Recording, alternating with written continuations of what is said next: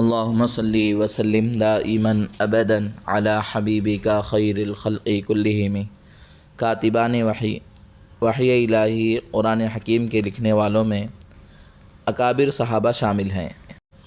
جبرائیل امین جب بھی آیات قرآنی لے کر نازل ہوتے، واپسی پر نبی کریم صلی اللہ علیہ وسلم لکھنے والے صحابہ کو طلب فرماتے اور نازل شدہ کلام لکھوا دیتے۔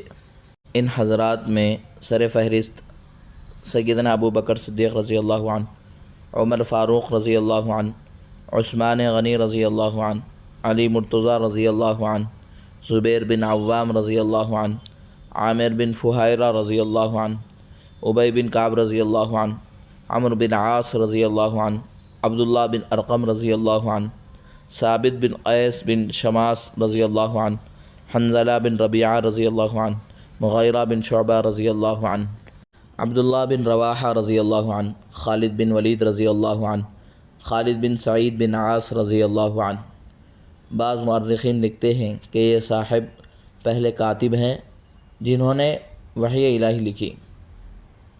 معاویہ بن ابی سفیان رضی اللہ عنہ، زید بن ثابت رضی اللہ عنہ، جن کے بارے میں کہا جاتا ہے کہ یہ حاضر باش خصوصی کاتب وحی تھے، رضی اللہ عنہم ورضوا عنہ۔